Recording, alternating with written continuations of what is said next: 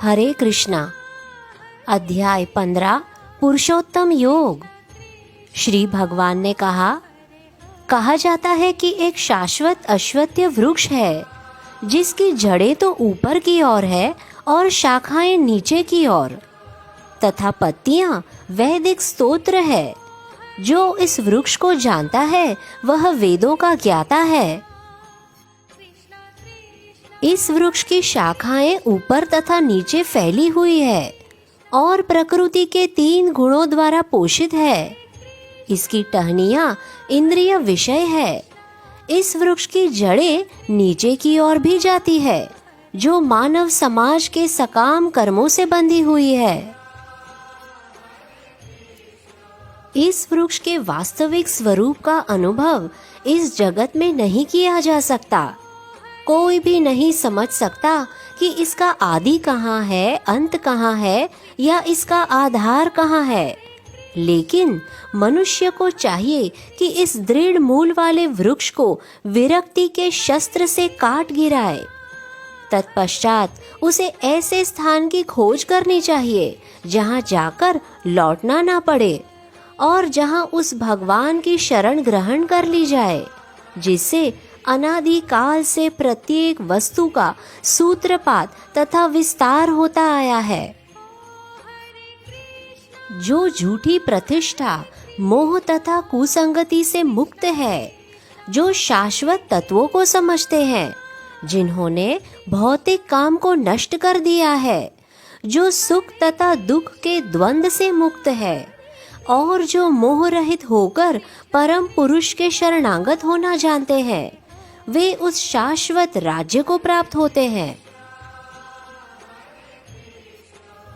वह मेरा परम धाम न तो सूर्य या चंद्र द्वारा प्रकाशित होता है और न अग्नि या बिजली से।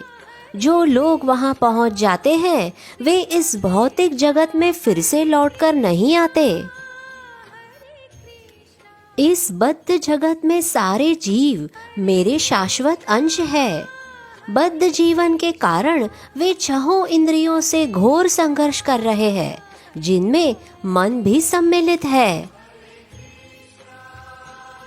इस संसार में जीव अपनी देहात्म्य बुद्धि को एक शरीर से दूसरे में उसी तरह ले जाता है जिस तरह वायु सुगंधित को ले जाता है। इस प्रकार वह एक शरीर धारण करता है और फिर उसे त्याग कर दूसरा शरीर धारण करता है।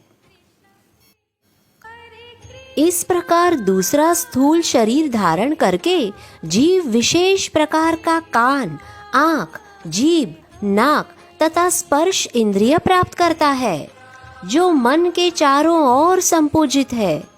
इस प्रकार वह इंद्रिय विषयों के एक विशिष्ट समुच्चय का भोग करता है। मूर्ख न तो समझ पाते हैं कि जीव किस प्रकार अपना शरीर त्याग करता है, न ही वे यह समझ पाते हैं कि प्रकृति के गुणों के अधीन वह किस तरह के शरीर का भोग करता है। लेकिन जिसकी आंखें ज्ञान में प्रशिक्षित होती है वह यह सब देख सकता है। आत्म साक्षात्कार को प्राप्त प्रयत्नशील योगी जन यह सब स्पष्ट रूप से देख सकते हैं। लेकिन जिनके मन विकसित नहीं है और जो आत्म साक्षात्कार को प्राप्त नहीं है, वे प्रयत्न करके भी यह नहीं देख पाते कि क्या हो रहा है। सूर्य का तेज जो सारे विश्व के अंधकार को दूर करता है, मुझसे ही निकलता है। चंद्रमा तथा अग्नि के तेज भी मुझसे उत्पन्न है। मैं प्रत्येक लोक में प्रवेश करता हूँ और मेरी शक्ति से सारे लोग अपनी कक्षा में स्थित रहते हैं। मैं चंद्रमा बनकर समस्त वनस्पतियों को जीवन रस प्रदान करता हूँ। मैं समस्त जीवों के शरीर में पाचन अग्नि हूँ और मैं श्वास प्रश्वास प्राण वायु में रहकर 4 प्रकार के अन्न को पचाता हूँ।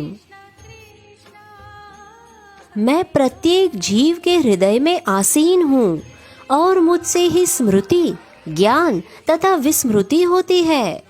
मैं ही वेदों के द्वारा जानने योग्य हूँ। निसंदेह मैं वेदांत का संकलन करता तथा समस्त वेदों का जानने वाला हूँ। जीव दो प्रकार के हैं, क्षर तथा अक्षर। भौतिक जगत में प्रत्येक जीव क्षर होता है और आध्यात्मिक जगत में प्रत्येक जीव अक्षर कहलाता है। इन दोनों के अतिरिक्त एक परम पुरुष परमात्मा है जो साक्षात अविनाशी भगवान है और जो तीनों लोकों में प्रवेश करके उनका पालन कर रहा है। चूंकि मैं क्षर तथा अक्षर दोनों के परे हूँ और चूंकि मैं सर्वश्रेष्ठ हूँ, अतएव मैं इस जगत में तथा वेदों में परम पुरुष के रूप में विख्यात हूँ। जो कोई भी मुझे संशय रहित होकर पुरुषोत्तम भगवान के रूप में जानता है, वह सब कुछ जानने वाला है। हे भरत पुत्र, वह व्यक्ति मेरी पूर्ण भक्ति में रत होता है। हे अनघ, यह वैदिक शास्त्रों का सर्वाधिक गुप्त अंश है जिसे मैंने अब प्रकट किया है। जो कोई इसे समझता है वह बुद्धिमान हो जाएगा और उसके सारे प्रयास पूर्ण होंगे। इस प्रकार श्रीमद् भगवद गीता के 15वें अध्याय पुरुषोत्तम योग का भक्ति वेदांत तात्पर्य पूर्ण हुआ। हरे कृष्णा।